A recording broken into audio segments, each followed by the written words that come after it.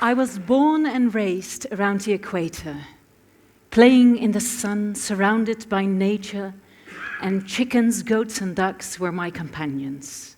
We shared the same curiosity and sensitivity towards the world around us. I can still recall their sounds and smell. Years later, I raised my own little family in a different setting. We lived between bricks in an apartment in Amsterdam.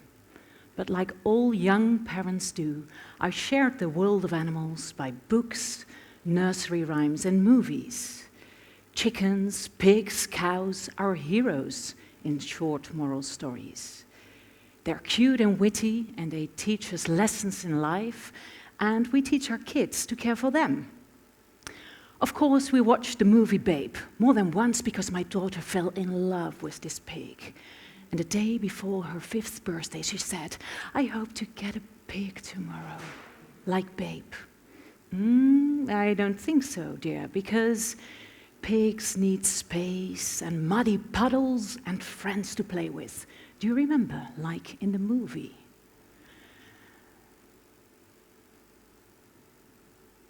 By her question, I was confronted by the fact that we created a farm fairy tale about happy animals in green pastures that didn't meet reality. Any pig would be better off in our 80 square meter apartment in Amsterdam than many other Dutch pig. But I didn't dare to tell her the truth about their lives. Well, we all know that finally these animals end up as meat on our plate. But for our grandparents and for my parents, meat was a treat.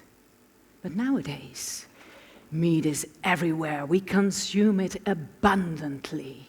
At every street corner, you can buy a hamburger, shawarma, or a juicy rookworst. Meat is the core of the fast food circus. Meat is everywhere. But where are those animals? I haven't encountered a pig lately, other than the sausage on my husband's plate. And there are almost as many pigs as inhabitants in Holland. So where are they? I see green pastures, no animals, but I do see huge green sheds. And that's where we can meet Babe in real life. His life starts in a shed. His mother is caged in a metal crate, amongst countless other caged mothers. She is in this cage during insemination, her whole pregnancy, but also while giving birth to her little ones. And the crate is so narrow she can not even turn around, but she does her best to nurse little Babe and the 9 other piglets. After a few days, Babe's tail and testicles are removed and his teeth are clipped in half without pain relief. And after 3 weeks, he's taken from his mother and put in a shed with lots of other pigs and fed till his legs can hardly carry him anymore. But by then, he gets his first and only grasp of fresh air. Packed like freight in a lorry with dozens of other pigs. And after hours of fear and pain and stress, they arrive at their destination, where they are slaughtered by hundreds an hour. So this is the life of Babe. And he is just one of the 30 million pigs we produce in Holland annually. Produce, a weird word to use in relation to animals. But we reduced animals to products in a factory system where efficiency and profit counts. It seems that we tend to forget that these highly sensitive and social animals have natural needs and instincts to move, for example. But by treating them like products, we can produce meat at a max in a system hidden from the public eye. And you might think, well, what about all those chickens and cows and lamb we eat? Well, don't worry, I won't dwell on their lives, but their reality is the same.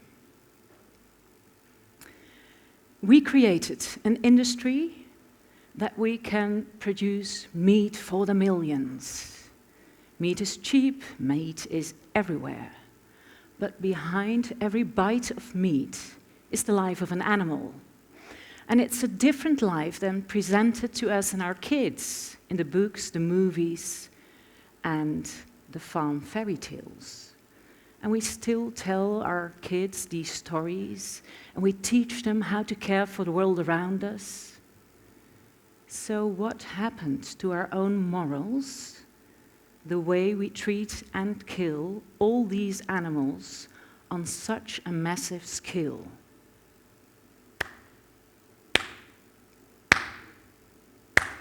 Each hand clap, 2,000 farm animals are killed on this planet each year. 2,000, 2,000, 2,000, 2,000, killing 56 billion farm animals. 56 billion. We can't close our eyes for this reality, neither for the other devastating effects of this industry on the whole planet, on our environment, on the climate, on our own health and food security. Just to highlight one of them, this industry produces more greenhouse gases than all planes and cars and buses altogether. And scientists, they claim that there's a strong link between climate change and the meat industry, and they urge us to eat less meat. So this is the inconvenient truth behind our daily craving for meat. And here I am in front of you, and I'm no Al Gore nor an influential scientist. I'm a voice coach whose job it is to get messages through loud and clear. What can I possibly do? I think I'll try to give a voice to the unseen and unheard. I hope you care to listen.